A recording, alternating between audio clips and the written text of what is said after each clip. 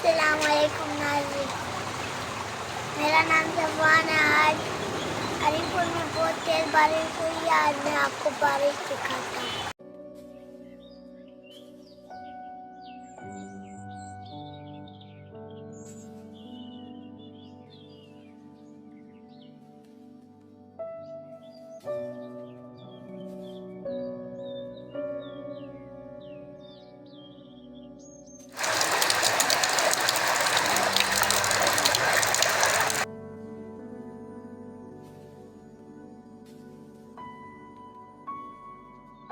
बारिश के बाद सब्ज़ा बहुत अच्छा लग रहा है, बहुत बेहतरीन लग रहा है।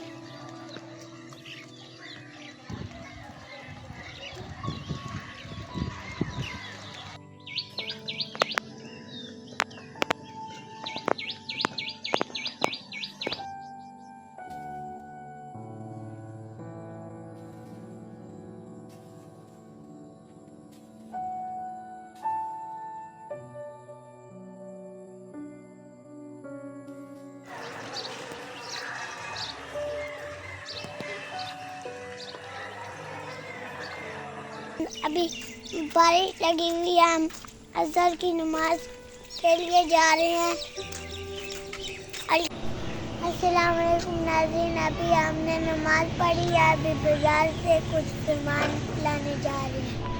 अभी हम बाजार जा रहे हैं। अभी बारिश होके रही है, अभी खत्म हो गई है। अभी हम लोग अभी आप देख सकते हैं, हम लोग अभी जा रहे हैं।